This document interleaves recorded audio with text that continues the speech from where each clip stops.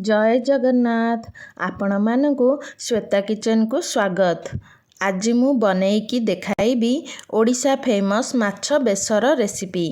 यह बहुत टेस्ट लगी थाए, बनैबा बहुत इजी मध्य। वीडियोटी को फुल वॉच करिवे, भल लागिले लाइक शेयर एंड सब्सक्राइब करिवे आ पाखरे थिबा बेल आइकन को प्रेस करि नेबे, जद्वारा सब वीडियोर नोटिफिकेशन आपण पाई परिबे। तेबे चलतु देखनेबा आजिर रेसिपी। प्रथमे मसला प्रस्तुत करिबा। 10 रु 12 टी रसुण कोला, 2 टी सुखिला लंका, हाफ चामच जीरा आउ बड़ चामच रे गोटे चामच कला सोरिष नेबे। ब्लेंडिंग जार रे सबु मसला को देबा।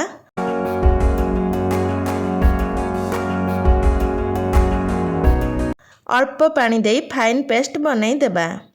देखंतु मसला आमर फाइन पेस्ट होई जाइछि। एबे चलंतु जिबा नेक्स्ट प्रोसेस को। मु एठी रोही माछ 750 ग्राम नेइछि, भलरे धोई सफा करी नेइछि। एबे लूण गोटे चामच, हळदी गुंड हाफ चामच, लंका गुंड हाफ चामच देई हातरे गोळई नेबा।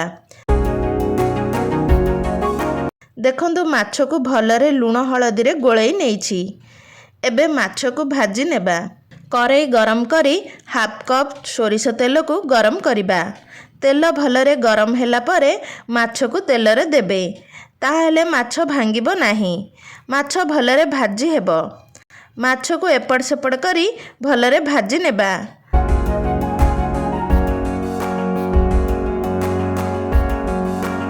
ମାଛକୁ ଲାଲ କରି ଭାଜି ନେବେ।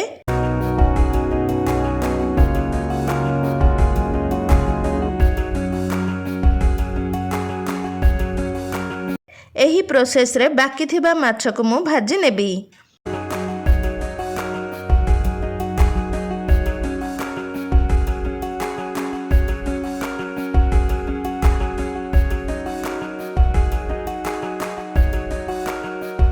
देखंतु सबु माछ को मु एठी भाजी नेइछि। एबे बळका तेल रे आमे पान महुरी गोटे चामच देबा। फुटण फुटी गला परे गोटे मीडियम साइज रो पियाज को स्लाइस करी काटिकी देई देबा। हल्का फ्राई करी नेबा। पियाज को बेसी भाजिबेनी।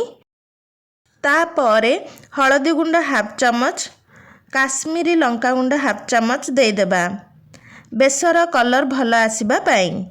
ता परे बेसर मसला को देबा। बेसर जार अल्प पानी देई देबा। लूण स्वाद अनुसार देबा।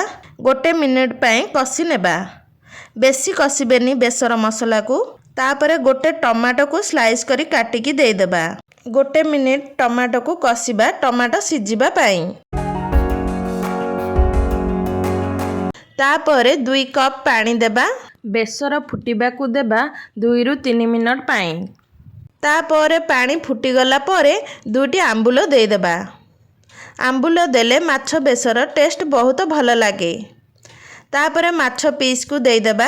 आपण चाहिले हाफ चामच चीनी ऐड करिवे। चीनी ऐड कले टमाटो आंबुलर टेस्ट को बैलेंस करि थाए, बेसर टेस्ट लागि थाए।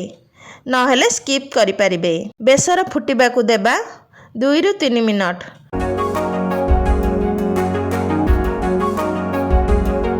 देखंतु एबे हमर माछ बेसर रेडी होई गला।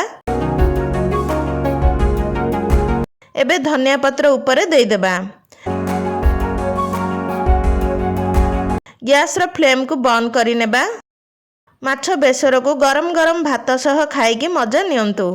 माछ बेसर निश्चित एही परी घरे बनांतु। किपरि लागिला मो सह शेयर करंतु कमेंट सेक्शन रे। रहुछि धन्यवाद।